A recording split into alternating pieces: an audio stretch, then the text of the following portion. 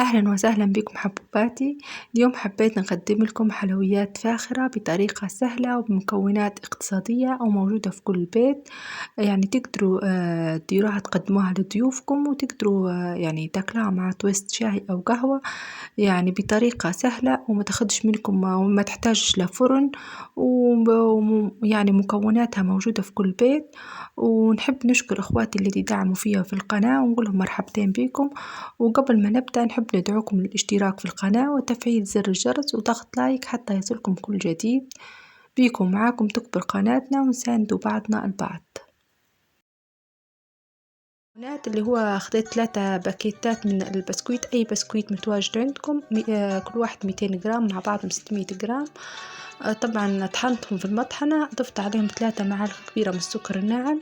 طبعا السكر على حسب الرغبة، تبي تزيدي او تقللي. انا درت 3 لان البسكويت اللي عندي فيه شوية سكر يعني. خلطتهم مع بعضهم بهذا الشكل، ووزعته حتى يكون يعني متجانس معاه. ضفت عليها 1/3 كاسة من الزبدة المذابة، وهذه ضروري في هذه الخطوة، ضروري نخلطهم يعني بس الساهن. يعني الزبدة ضروري نخلطها على جميع البسكويت يعني، بس الساها كويس يعني. تو حنستعمل بالكشيتو وبعدين بالملعقة هذه، وحندير بعدين بيديا.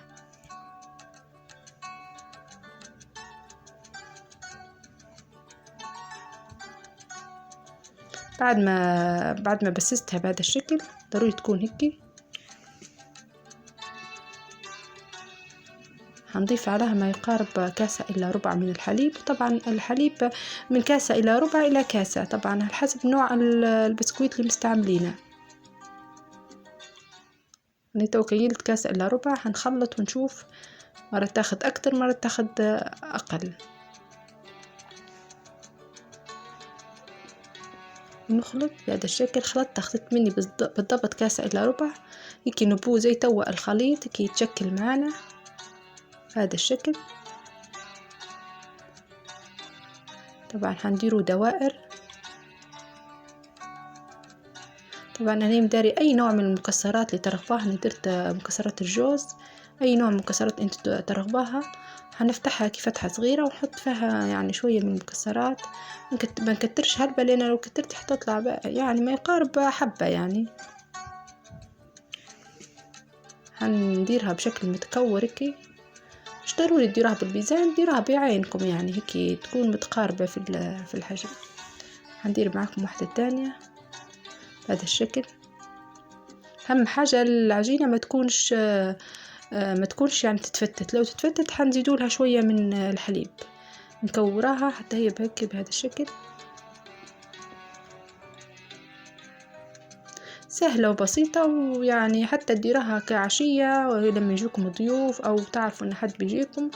لو ما الحوش مثلا مش متوفر فيه حلويات أو شيء، هذه سهلة، حلويات بسيطة وراقية كشكليا راقية يعني، وما تاخدش وقت وما تحتاجش لا فرن لا شيء. بهذا الشكل. هندير واحدة تانية.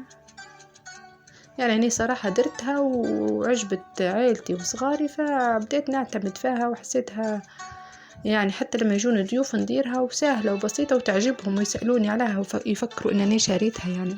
فنقول لهم لا، أنا مداريتها في البيت. ديراها ومش حتندموا يعني، حلوة وراقية وسهلة واقتصادية يعني، ما تاخدش وقت.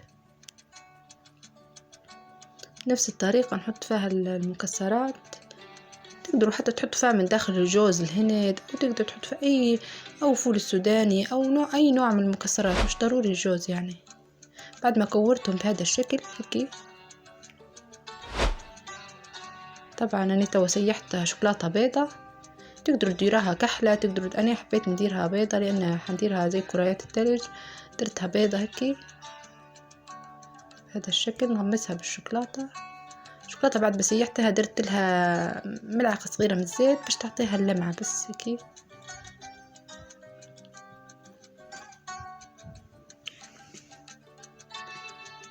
نستمر فيهم كلهم بهذا الشكل. صفي بشوية على الشوكولاتة باش ما تقعدش يعني زي تابتة فيها من تحت يعني. تبين أقل القدر باش ما تبداش تبدا شكلها متنظم يعني. تستمر بهذا الشكل، سهلة كلها، ما اخدتش مني حتى ساعة يعني. بهذا الشكل حنكملهم كلهم، وقبل ما يجفوا طبعا حندور عليهم جوز الهند، هنوزع عليهم جوز الهند بهذا الشكل.